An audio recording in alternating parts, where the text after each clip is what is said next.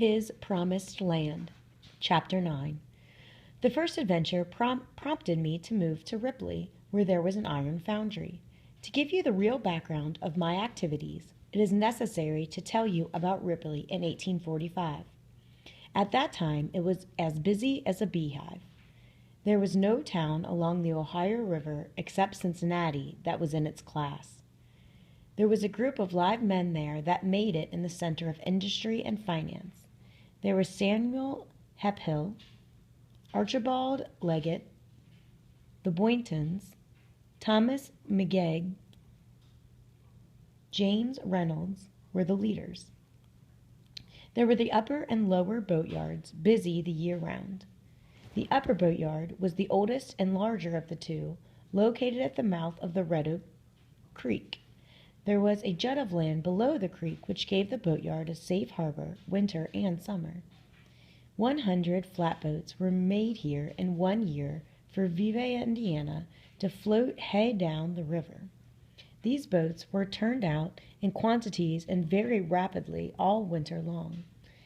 The mills would turn out the parts, so all they would have to be done in the spring and summer was to assemble the parts into flatboats. These boats were assembled bottom side up. When they slid down the way, they were upset, so they floated right side up. In winter, steamboats were on the ways. The entire riverfront was filled with flatboats loading cargoes for New Orleans and all waypoints.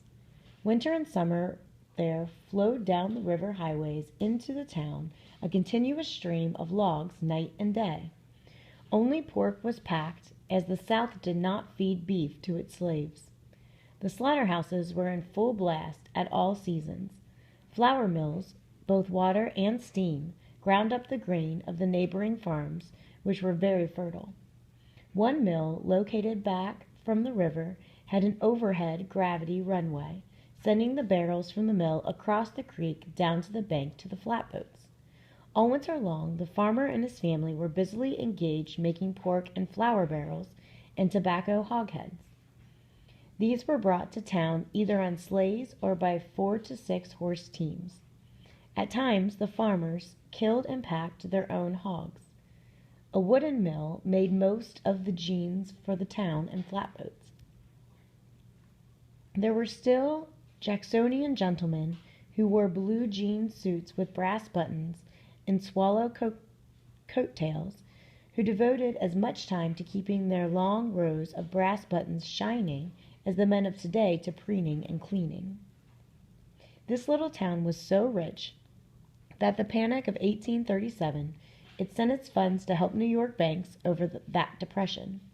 It was as busy as a beehive and as thrifty as it was busy. I must make a passing observation that it is now 60 years after the time I have just been dealing with. All the boatyards are gone. The flatboats have disappeared years ago. Not even a steamboat can be seen. That group of able financiers and businessmen are gone, and with one exception, not a kith or kin of those busy men is left in town. The men and women of the metropolis of Ripley have passed on. Hardly a memory of them now exists, except in the mind of a few aged citizens like myself. So quickly does our country change in its centers of trade, but also in its methods of trade. But the Ohio River still remains a thing of real beauty to me. Amidst this commercial activity lived and moved the little group of old-time abolitionists. They were by name Dr. Alexander Campbell, Reverend John Rankin, Theodore, Tom, and Eli Collins, Tom McKeag, Dr. Beasley, and Reverend James Gilland. The undoubted leader was Reverend John Rankin. While the businessmen were not abolitionists, they were anti-slavery, but the town itself was pro-slavery as well as the country around it. In fact, the country was so antagonistic to abolitionism at the time, we could only take the fugitives out of town and through the country along definite and limited routes. There was also very active a certain group of men who made a living by capturing the runaway slaves and returning them to their masters. These men were on watch day and night along the riverbank the year round. While they captured quite a few, it was remarkable how many slaves we got through the line successfully. The feeling grew so tense, Reverend John Rankin and his followers left the Presbyterian Church, forming a new congregation who were given over to the anti-slavery movement. Many of the Methodists were in silent sympathy with the movement and would give us money, but would take no aggressive part. As a matter of fact, this abolitionist group were ridiculed, detested, and even threatened by the townspeople. After the passage of the Fugitive Slave Law in 1850, the attitude of the townspeople grew even more critical of our group. We had to be more secretive than ever, for it meant confiscation of property, a fine, and a jail sentence. I had kept a diary giving the names, dates, and circumstances of all the slaves I had helped run away, which at that time numbered 315. As I had accumulated considerable property, as a matter of safety, I threw this diary into the iron furnace for fear it might fall into other hands. The other men were equally as cautious, but the work went on just the same. Having now become actively engaged in aiding the fugitives, my contract with the other abolitionists was closed and maintained until the close of the Civil War. Now to an adventure that required all my skill and resourcefulness to get out of a bad situation. Tom Collins, the coffin maker, came to me one night very much excited, bringing with him one of the freemen of the town. His agitation was due to a message which this freeman had given him, to the effect that there was a party of refugees hiding in the woods in Kentucky about 20 miles from the river. The word was that the slaves were from the central Kentucky area and had made their way to where they were when their leader was captured. With no one to guide them, they were helpless. It was one of those grapevine dispatches, given by word of mouth from one friend to another until it mysteriously got across the river. Being new and zealous in this work, I volunteered to go to the rescue. As my mission was a dangerous one, I put a pair of pistols in my pockets and a knife in my belt, ready for the emergencies. The colored man himself was a slave and lived across the river in Kentucky. He had stolen a boat to bring the message to us, so I accompanied him in it across the river. He furthermore assured me he would take me to the cabin of another colored slave, who would guide me to the fugitives. It was about daylight by the time we reached my guide, who hid me away in the woods. That night we found the party in the midst of the deep woods, scared and perfectly helpless. There were 10 in all, which included 2 women and their husbands. They were paralyzed with fear since the loss of their leader, and huddled together like children. They were so badly demoralized, some of them wanted to give themselves up rather than face the unknown. Food had been supplied by friends, so they were well fed, otherwise I could not have done a thing with them. One of the men set up a wail when I had them ready to start. Drawing a pistol, I sternly gave him the choice of picking up his things and coming along, or be shot down in cold blood. After that show of force, I had my charges under my control. It was a fortunate thing for me I did, as you will soon see. My guide could not stay with me, so he had to be back home by daylight. We dared not follow the road with our party because we were in the borderland, which was thoroughly patrolled, and we were likely to run on one of the guards at any turn of the road. Going through the brush was hard and exhaustive labor. With the exception of a clearing now and then, dense woods extended about to the river, so we could with care travel in the daytime. It was dangerous, but I soon saw it was a chance I had to take. They were hopeless woodsmen, try as I would. I could not keep them from breaking down the bushes and stepping on dry sticks, the cracking of which echoed through the woods like an alarm bell. I soon discovered I would have to keep them in the ravines where the ferns and moss grew. Instead of being demoralized, they would now become buoyant and hopeful over their prospects.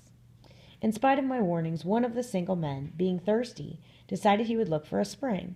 Again I begged him to stay by the party, as he insisted I had to let him go. Fortunately, I moved the party ahead. He had hardly got out of sight when I heard him shout, and he came racing through the brush pursued by 2 white men. As soon as I heard the shout, I made my party lie down. The man, forgetting the location of our party, went flying by where we were lying. Shortly there was a shot, which I could see disturbed my crowd. Drawing my pistol, I quietly told them I would shoot the first one that dared make a noise, which had a quieting effect. Shortly there was a crackling of the brush. Peering cautiously through the bushes, I saw our man being led by a rope. He had his arms tied behind his back. Evidently the fugitive had not betrayed the presence of his friends, because the 3 men went on their way, looking neither to the right or left, and were soon lost in the undergrowth. It was a mighty narrow escape for me and my party, for had we gone straight ahead, we would have all been trapped and captured. Not knowing how soon the captured man might tell of the presence of the party, I decided to get as far away from this spot as I could. Ordering the crowd to their feet, I impressed upon them that I was in greater danger than they were, and that unless they listened to me, I would leave them just where they were and save myself.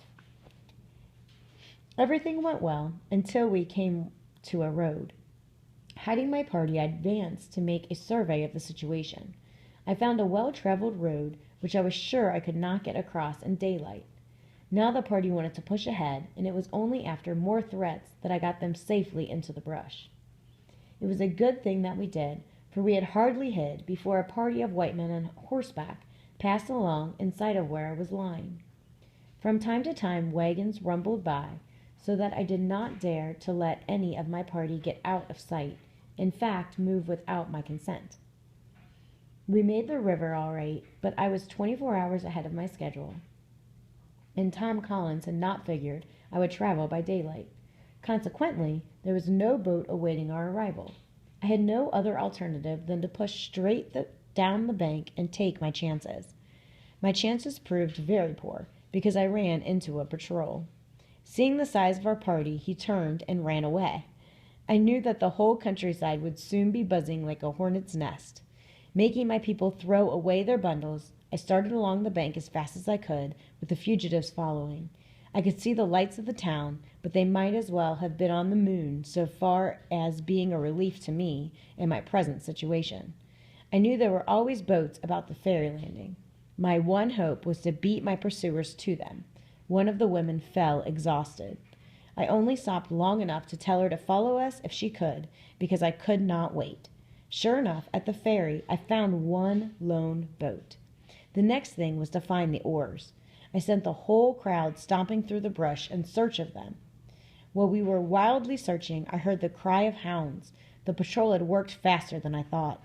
Leaping into the boat to tear up a seat to use as a paddle, I stumbled over the oars, which I had missed finding in the dark. With a halloo, I piled the crowd into the boat, only to find it so small it would not carry all of us. 2 men were left on the bank. As I started to push off, leaving the poor fellows on the bank to their cruel fate, one of the women set up a cry that one of the men on the bank was her husband. Then I witnessed an example of heroism and self-sacrifice that made me proud of my race. For one of the single men safely in the boat, hearing the cry of the woman for her husband, arose without a word and walked quietly to the bank. The husband sprang into the boat, and I pushed off. As I rowed away to safety, I saw dimly the silent but helpless martyr. We were still far from the Ohio shore when I saw lights around the spot where we had left the man, followed by shouts, by which I knew the poor fellow had been captured in sight of the promised land. Collins was surprised as well as glad to see me. We decided, in view of the alarm, both of us had better send the party to the home of Reverend James Gilliland at Red Oak Chapel, about 5 miles from town. There we left them, which was the last time we ever saw or heard of that crowd.